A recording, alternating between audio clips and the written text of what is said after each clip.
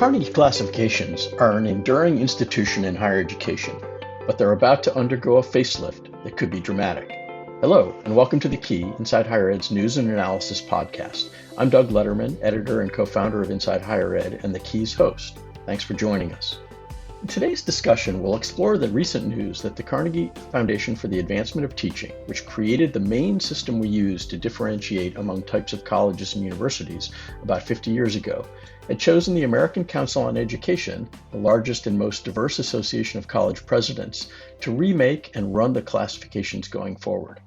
I'm joined today by the leaders of the two organizations, Tim Knowles of Carnegie and Ted Mitchell of ACE, to talk about the partnership and about why the time is right to refresh them. But as Ted Mitchell explains in the conversation that follows, these groupings not only describe the higher education landscape, but the way that governments and others use them, they also shape institutional behavior, sometimes in unintended ways. What started out, Tim said it right, a typology, which is a descriptive set of categories, has become normative. And I think that idea of a gold standard or a North Star has not simply captured the missions of institutions, but it has directed the missions of institutions. Much of the discussion with Tim Knowles and Ted Mitchell revolves around their plan to add a significant focus to whether and how much colleges and universities contribute to social mobility and racial equity, potentially by adding an entirely new classification that would sort institutions by the degree to which they are engines of mobility and equity. The idea of judging and even ranking colleges on social mobility is getting a lot of attention these days. And in our second interview today, I'm joined by Brendan Cantwell, an associate professor and coordinator of the Higher Adult and Lifelong Education program at Michigan State University. He talks about an essay he published in the Chronicle of Higher Education this month about the potential unintended consequences that focusing too much on social mobility in college rankings can have. Spoiler alert, he thinks social mobility is important to pay attention to. Now on to today's discussions, the first of which is with Tim Knowles, who has been president of the Carnegie Foundation since last year, and Ted Mitchell, president of the American Council on Education. Tim and Ted, welcome to The Key, and thanks for being here. Tim, the classifications are obviously a foundational part of what Carnegie does, and I'm sure that finding the right home for them was probably a top priority for you. Can you tell us a bit about how this process unfolded and why you landed on ACE? Thank you very much, Doug, and thanks for having us. When Carnegie Foundation was thinking about who the right partners were for becoming a home for the classifications for the next 5 or so years, we were really thinking on 3 fronts. First was the ability and power, convening power, and clearly ACE engages institutions of higher ed nationally, globally. Ultimately, the power of the classifications are going to be born based on their utility, and ensuring they're redesigned and reimagined with the post-secondary sector is key. And so ACE was central to doing that well in our view. So the second thing that was important to us was policy traction. And ACE obviously has a very long history of impact on higher education policy, going way back to the creation of the GED, the GI Bill, and many, many more examples in a more contemporary way. Carnegie, too, has had an important policy role: Pell Grants, TIA, CREF, GRE, Educational Testing Service, et cetera. So being sure that the classifications actually were going to be undergirded over time by coherent and supportive policy was important to us as well. And finally, the willingness to think ahead with integrity and try to think clearly about what are our big challenges globally and nationally, and how can the higher education sector writ large help to address those big challenges. And the first and foremost on our list is the social and economic mobility challenge. And there was tremendous alignment with ACE on trying to think about that one in creative ways. Ted, why was ACE interested in taking on these classifications, and how does it fit into your overall strategy for the organization? Yeah, great question. And thanks for having us. Great to be here and great to be with Tim. This is going to be a terrific partnership. You know, I think picking up on Tim's points on the 3 vectors, I think I'll work back through them. As you know well, Doug, ACE has been focused for several years now on the importance of equity, racial equity, social mobility. And we've been doing as much as we can on the program side and also on the visibility side to highlight institutions that have been all-stars in producing upward mobility for institutions. Our board reflects that idea, and certainly our program development around equity-based leadership, the race and equity analysis of higher education, all of those things have continued to point us to the social importance of these issues. And so the opportunity to work with Carnegie and to work with Tim and his colleagues to build that into how the core classification system, how we think about higher education in the country, is something that we've been pushing around inside ACE for some time. So this is an aspiration come true for us.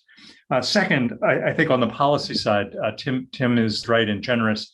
Both Carnegie and ACE have been very active in policy work, some of the most fundamental changes in higher education. And so it's time that we teamed up on those and not just work on parallel paths, but team up for the next generation of real change, which is to broaden the aperture and to create identifiable lanes of excellence for institutions.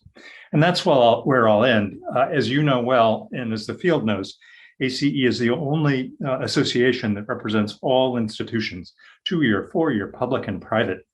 And because we sit there in the ecosystem, we understand how much it matters to institutions to be represented, to have their missions, their excellence, their work be represented in the classification system. And we think that over the next several years, we'll be able to build that kind of robust 3-dimensional view of institutional excellence. Tim, you're newish to Carnegie at this point and presumably brought a fresh eye to the classifications. And I'm curious, and I'll give Ted a chance to weigh in on this as well, but what is your sense about what the classifications as they're currently constructed do well, and maybe where are the gaps that could use some improvement? They are 50 years old, almost 50 years old. So my first comment is that they are ready for rethinking, re-scrutinizing, reimagining. That said, they do some things and have done some things incredibly well. They create a typology in an incredibly diverse ecosystem. They're a way of differentiating based on all sorts of vectors, whether what degrees are given out, whether size of institution, the amount of research versus other teaching activities. But again, after 50 years, and we've made refinements on the way, it struck me as incoming president that this is a moment to ask some more fundamental questions about the extent to which the post-secondary sector is addressing, not causing, but is addressing some of the big fundamental challenges the nation faces. And how can the classifications be leveraged in new and creative ways to do that? There are, as I'm sure you and your listeners know, they're both universal classifications, things that we look at across the board, no matter what kind of institution you are, and everybody gets such a classification. And then there's a smaller number, very small number of elective classifications where people can, in essence, vote with their feet and say, I want to be recognized for X or Y. Currently, the public purposes of higher education and community engagement, particularly, have lots and lots of utility. And there's an opportunity, as Ted has suggested, to really think through, broaden the aperture, think through a suite of classifications that would be more inclusive and more informative. So things they don't do so well, they are not a ranking. And often we hear this is a ranking, but they're not. The rankings rank. There's 1 through 2043 or 1 through 4,000, however many institutions of that type there are. We were never designed as a ranking, but they have been used as such. And that's an area. So R1 has become a gold standard that many people chase. We are not irregularly asked to send framed pictures of their letters with the R1 designation. And we say, no, we don't do that. This is not a ranking. And yet both at times government and certainly the ranking agencies have leveraged the Carnegie classifications as such. And that's something we have to think much more carefully about. Ted, what's your sense of what is working and what isn't with the current classifications? Not a surprise that Tim and I see eye to eye on many of these issues. I think, going back, I think let's remember that in the late 1960s, early 1970s, one of the things we needed to understand better was the distribution of research across American higher education institutions. And so I think that Carnegie, from the very beginning, the classification system did a terrific job and still does a terrific job of identifying those institutions that are focused on, whose mission is really focused on high-level big science, other kinds of research. And so I think it played a very important role in signifying to the public, to agencies, to institutions themselves, who is doing what kind of work, especially in the area of research. The classification systems were less sharp as they moved through the different categories. And I think, if we were to ask IHE readers to name 5 Carnegie classifications, they could probably do 3, all 3 of them starting with R. I don't think that that's accidental. I think that was rather intentional. And to Tim's point, after 50 years, I think it's right for us to take a look. Is that still exactly what we want to focus on? Is that what we need to understand? And I think that our answer is a yes, and we should continue to focus on that. But I think that we are really struck by a number of the critiques of higher education about whether higher education is just an elite institution serving the elites, whether it really does generate racial equity, social mobility, opportunities for people to climb the economic ladder, to join the American dream. And we want to highlight that as we go forward. So I think it's not, I don't think that there are things that Carnegie didn't do well. I think that there are things that have changed in the ecosystem. Think of, the number of institutions has tripled since then. The number of students who are going to higher education has quadrupled. It's time to take a look at this. I think the one downside to where the classifications have been is that what started out, Tim said it right, a typology, which is a descriptive set of categories, has become normative. And I think that idea of a gold standard or a North Star has not simply captured the missions of institutions, but it has directed the missions of institutions. And there, I think we, Carnegie and ACE, want to create multiple lanes of institutional excellence that are aligned with their missions, rather than asking them to reshape their missions to align with the classifications. When actual rankings try to respond to criticism that they incentivize less than ideal institutional behavior, they tend to alter or more often tweak their criteria by minimizing the weight given to certain factors or embedding new ones. Whether they're successful in that process is a topic for a different conversation. But regarding the classifications, to what extent do you envision accomplishing your goals by sort of reconfiguring the basic classifications to either de-emphasize research or focus more on other factors versus, and this would be the other way to go, adding a new and separate classification that would supplement the core categorization? Is one of those approaches likelier than the other? My quick answer is that's the work ahead of us. And we want to do that in an inclusive and collaborative way, which is one of the reasons ACE was such an important partner, so that we could enlist tribal colleges, HBCUs, big research elites, and everything else in the mix in terms of guiding what these decisions are. My second answer is there remains value, as Ted just said, in creating typologies that differentiate between certain kinds of activities, whether it's delivering 2-year degrees or delivering lots of teachers and social workers to the field, or delivering large bodies of science, STEM related research activity. So in that sense, I don't think it's an or let's do this or that. It's really how do we make this a more robust suite and portfolio? I'll say this as well, just to sort of capture the the challenge of the R1 becoming a destination for everyone. One of my first conversations when I became the president of the foundation was with the president of an HBCU, who said to me point blank, "Tim, guess how many HBCUs are R1s?" And I said, "I think I know the answer to that." And he said, "Yeah, and it'll take me 100 years to get there." So when you have a classification system that is suddenly become normative and is a destination, has destinations embedded, that's why we have to rethink, because those very HBCUs are doing, in some cases, as much or more for the country in terms of spurring, addressing another fundamental problem in income inequality and social and economic mobility, as any of the elite research institutions may be doing. And that's why we think this is in such an important time to revisit and build a more comprehensive picture and frankly create multiple destinations if there have to be destinations. The HBCU example is an important one because I think it does speak to the different ways that institution can be excellent. And so if you look, for example, at the percentage of young men and women of color who leave HBCUs and go on and get PhDs, especially Black scientists, there's an overwhelming overrepresentation of HBCU graduates among that list.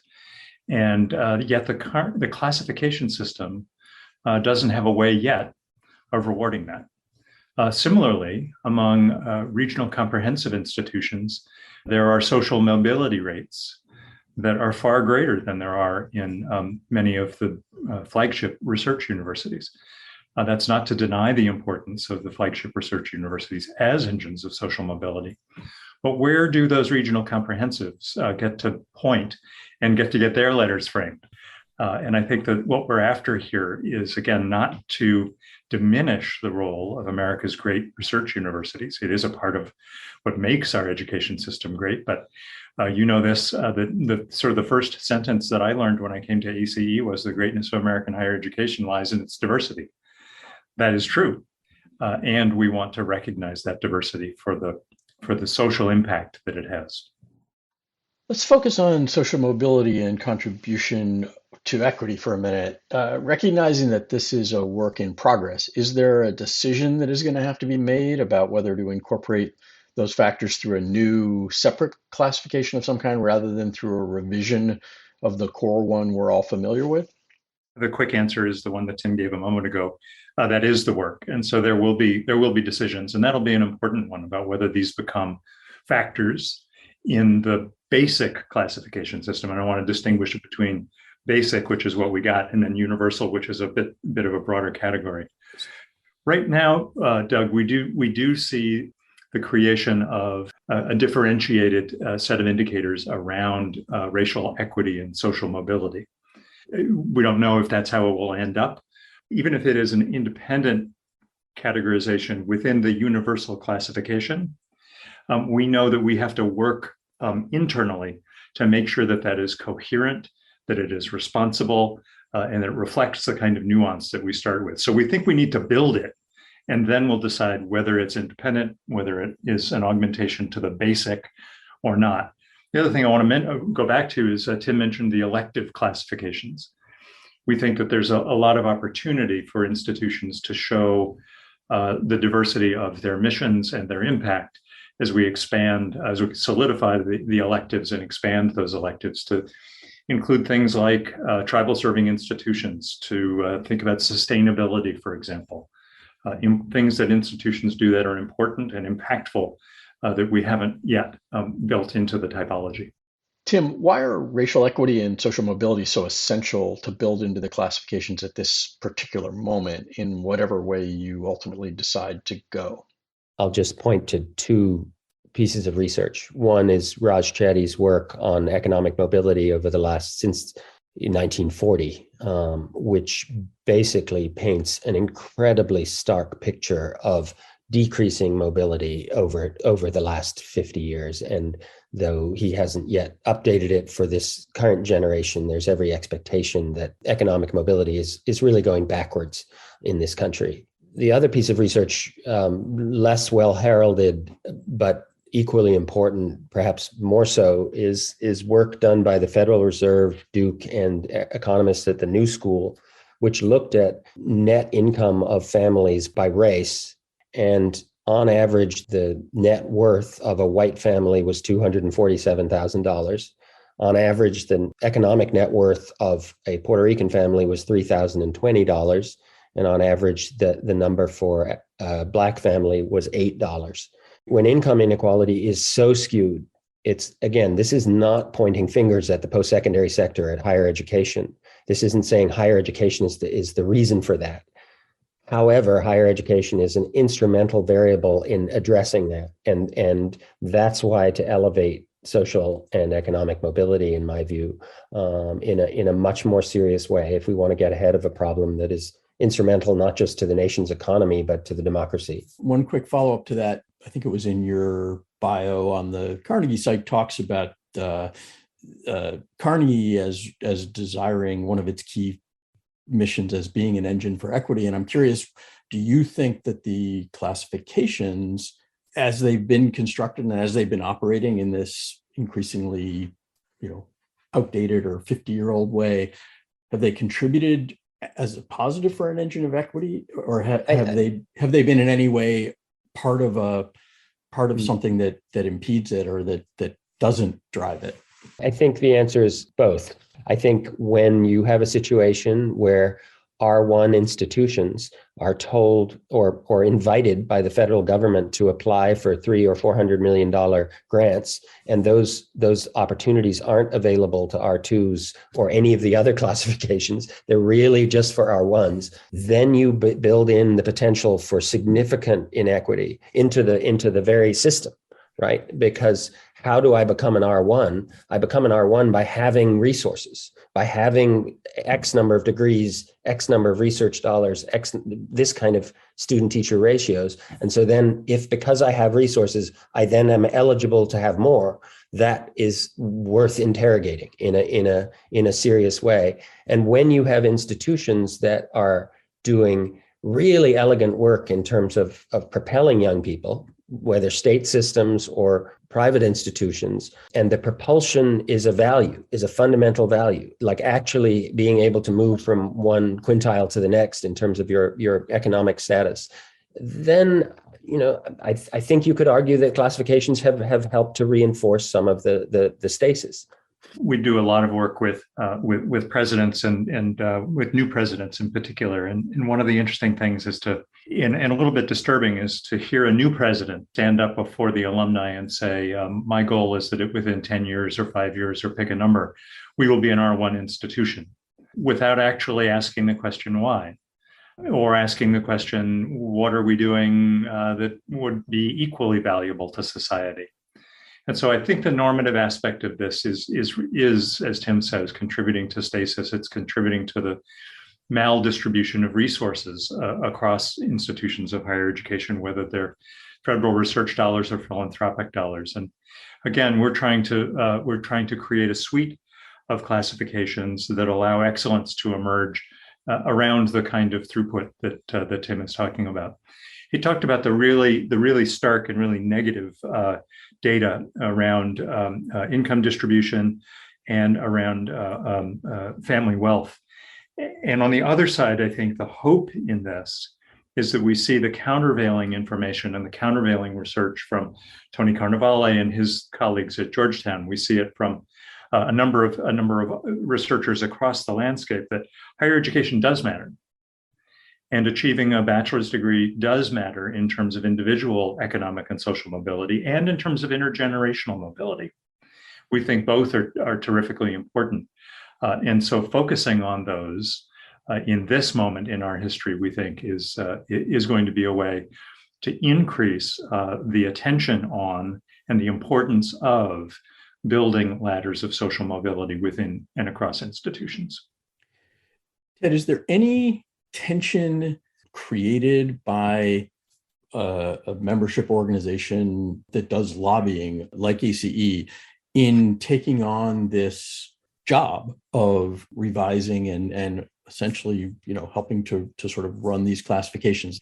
It's a good question, and Tim and I obviously talked a lot about it as we went through this process. I have three quick answers. I mean, one of the things, one is that unlike an individual institution or a subset of institutions, ACE represents everybody. So it's going to be very difficult for us to sort of put a thumb on the scale around one type of institution. And that's really why we're getting into this, is because we see the value of so many different kinds of institutions. Second, we're building an organization that will be separate from the rest of ACE. And so that personnel will be doing their own thing. And then third, and this goes back to something that Tim mentioned that I really want to emphasize, this is not going to be some sort of backroom science experiment. We at ACE pride ourselves on engaging the community on hard issues. And so we will make this process as open and as transparent and as iterative as possible, so that at the end of the day, people are bought into the algorithm, if you will, by which the classifications will work. And they will have said, yeah, I saw those, I know what's going to happen, and I roughly agree with the direction. In fact, we're going to go farther than just doing that on the front end. We're committed to making all of the data available, and so creating open APIs for researchers across the field to use the data that we gather in ways that can help inform and I hope enhance the classification, the utility of the classifications. Tim, anything you wanted to add here? Two short things. Thing one is just another way to emphasize one of Ted's points is that in embedding the classifications as has happened historically in a particular higher education institution, there are inherent conflicts there as well. If it's an R1 currently or an R2, we were going to be grappling with similar issues. And number two is the nature of the partnership itself. Carnegie's name remains, they remain the Carnegie Classifications, and that brings with it a separate and objective level of scrutiny on the part of my trustees and my institution to the classifications, such that we're going to want to be sure that they maintain their integrity, that the intellectual rigor in terms of what is defining a particular classification holds. And so there's an additional layer of scrutiny in that sense as well. You both took care to differentiate the classifications from rankings, though we also talked about the extent to which even the classifications can influence institutional behavior in a few of the same ways that rankings do. How do you see the revising of the classifications and potentially the classifications after that as being a potential antidote to a guard against some of the potentially damaging effects that rankings may have on how institutions behave in terms of chasing prestige or selectivity over other goals and values?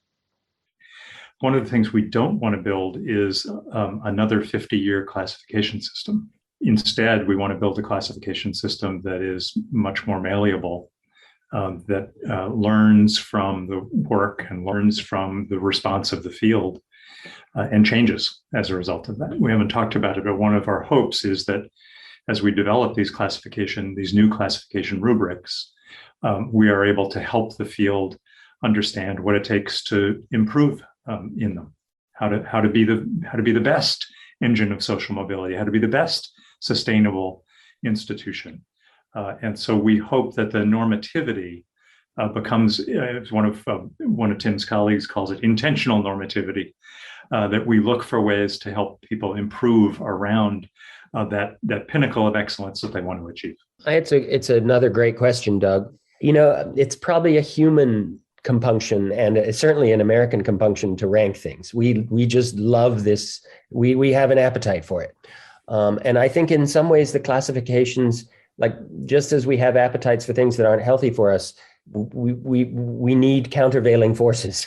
We need doctors telling us don't always eat that, and I think the classifications in some ways represents that though in the first sentence of the US News and World Report rankings, when they describe their methodology, they mention the Carnegie classifications, saying this is anchored on the blah, blah, blah, blah, blah. I think our job and our obligation is to do something different. And that is to say the trying to distinguish between 5,000 plus institutions isn't our goal. but we are going to make value judgments about what's important. That's the intentional normativity. We do think economic mobility matters. We do. And we think that higher ed is an important engine for that. And so we are going to pay attention to it, but we're not going to differentiate between the first and the 183rd. We're going perhaps to say there are 3 or 4 levels at which you can, in essence, be viewed to perform. And so, yes, there may be an E1. An E1 may come with supportive public policy, opportunity to be engaged in learning opportunities, may come with resources for the first time, in whether public or philanthropic. So I think our job fundamentally is a complicating one. And is a more nuanced one that, yes, we value things. And so I don't want to be blind to that. And we're putting a judgment on some things being important, but we're trying to do it in a different way.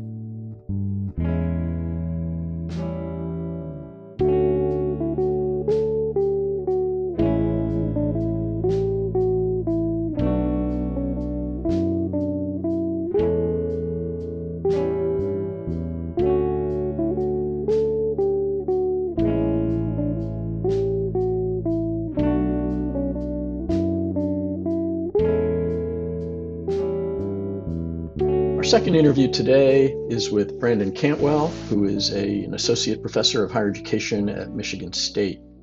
Brendan, welcome to The Key, and thanks for joining us. Thanks very much for having me. You published a thought-provoking essay in another higher education publication recently entitled Against Social Mobility Rankings that responded, at least in part, to the proposed revision of the Carnegie Classifications that we just heard Tim Knowles and Ted Mitchell talk about. Can you give listeners a quick summary of the key points of your piece? So that article was actually written before I even knew that the Carnegie Classifications were going to incorporate social mobility. And then when that announcement happened, was able to just fold that topic in a little bit because it was related to the rest of the article.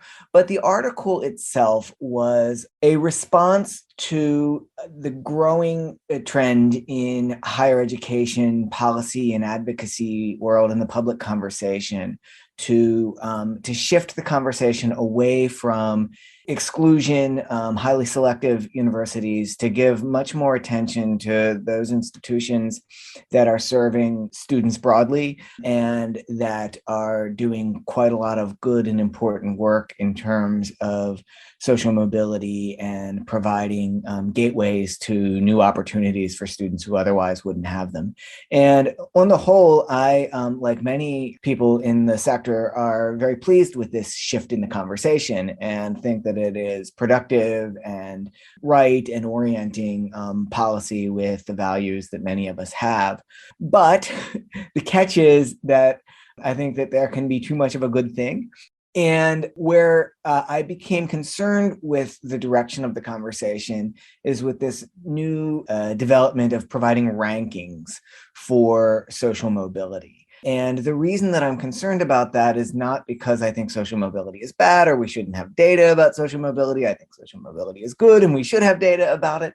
But I know that the methods used don't allow us to attribute cause to the social mobility. So we can't say that the institution itself, the University of Maryland or something, caused social mobility for its students. Now, that's not to say that the University of Maryland had no hand in helping its students achieve good things. It's saying that it's a really complicated process that involves a lot of factors, and isolating the University of Maryland's impact is really a difficult thing to do, even when you do localized adjustments. So I was raising this point that context really matters, and that when you begin to rank something like the best campus for social mobility down to the worst campus for social mobility, there's a really strong implication that the differences between those campuses are caused by choices that the administration is making. And to some extent that is true, but to a large extent it may not be true. That yes, it's great to shine a light on the campuses that are doing really good and important work and are implicated in social mobility, are helping with social mobility, but it may be not helpful when we begin to do actually ranking in some ordinal way because of the causal implications and because it takes what is a very complicated topic and distills it into something that seems more simple than it is. Unpacking a few things there, why is it hard to attribute a good or bad outcome on social mobility to an institution? Ways in which it is related to the institution's behavior. The students that apply to the institution that the institution chooses to select. If the institution is admitting students from a broad range of backgrounds, low-income students, then it is in a better position to support those students to achieve social mobility because it's technically possible, right?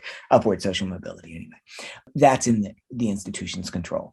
Also in the institution's control is the type of supports that the institution provides to help students graduate and get through, the kind of advising and academic and social supports that an institution is providing to students. Things that are partly in the institution's control are the cost of education and the debt and price that students pay. So I say that's partly in institutions' control because, yes, they can certainly make choices about how they spend their money and how much money they need to generate to operate. But it is a lot of those costs are fixed. And so while there is some areas of discretion, it is not fully in the institution's control. And an institution with a lot of resources, say from an endowment with unrestricted access to funds, is better able to make choices to support lower income students than an institution that doesn't have those kind of resources.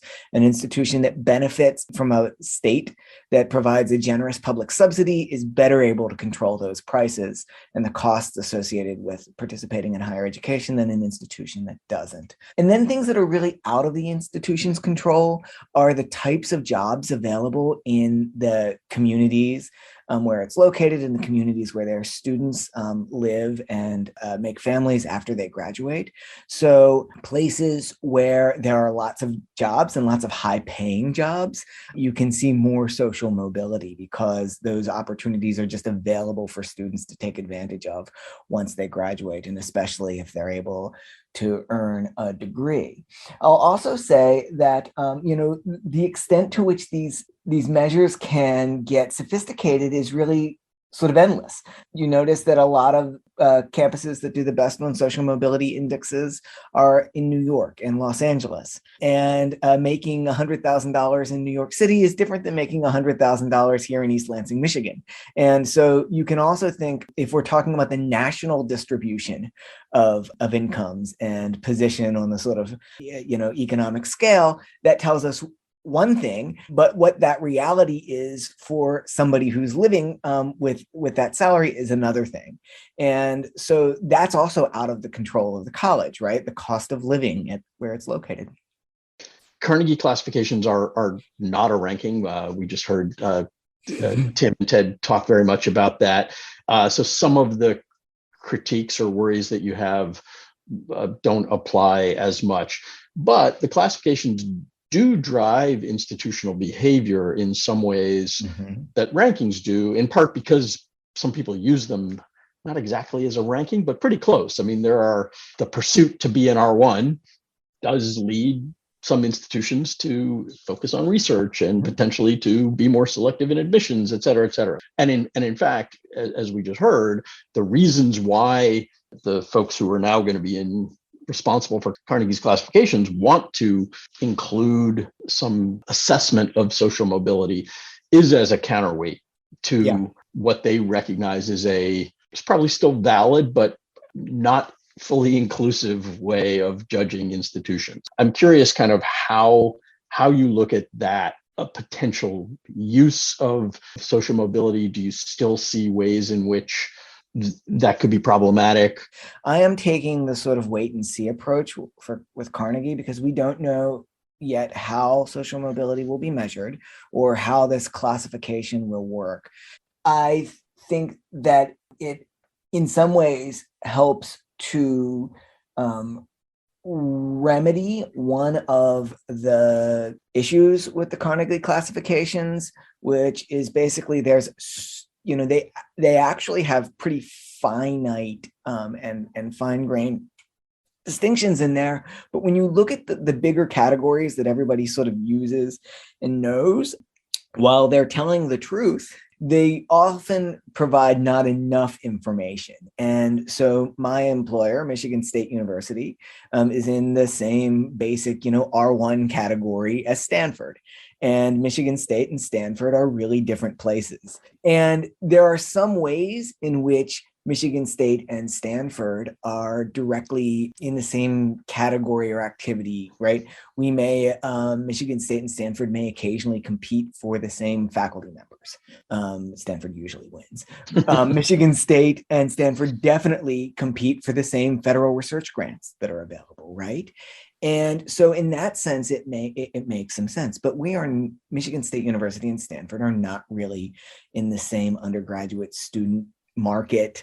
And yes, you can distinguish between public and private in the Carnegie classifications, but the basic classification is the same. So one thing that the social mobility classifications, layering them on, can help to understand the types of students and the sort of place in the higher education system, if you will, that an institution fits in. And now what kind of value judgment you place on that, whether it's good or bad or just descriptive, is up to you. And that's why I'm a little bit less concerned on the face of it with classifications than I am with rankings, because it doesn't have a very strong implied value judgment necessarily. It's much more a description of mission and activity.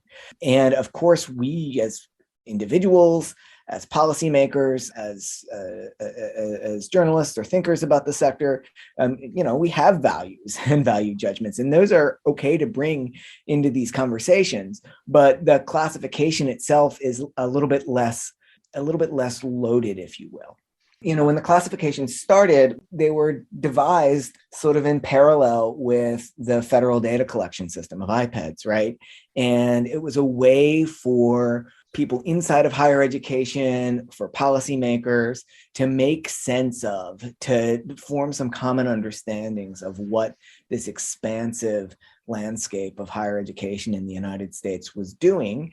And that needs to be periodically updated, particularly because that R1 classification that we're using today, that's not even a classification. It hasn't been for years, and it's just stuck. So we're sort of cemented into this time where we understand the higher education system in the United States through these classifications in a particular way that doesn't reflect the classifications anymore, that may not reflect the system of higher education anymore. So updating it is useful. Now, whether that gets taken up, whether the unintended consequences of this sort of are less helpful than the potentially helpful aspects, that's possible. It's going to ACE, so that's another interesting question, because now, ACE is a membership organization, and some of its members might not be happy about the way the classifications work in one way or another. And so that's a potential thing to look out for. And in fact, I think that move is in some ways more interesting than the adding the social mobility classification. So that's my kind of reaction to that. Definitely interesting. Wait and see. I can see ways in which it could be helpful. I can see ways in which it could go wrong. Picking up on that, what problems could you see arising from ACE's involvement in the Carnegie classifications? I could imagine that some of the ways that social mobility categories are devised could not be especially welcome for many of the private universities, colleges and universities that ACE represents and has been known to represent in the past.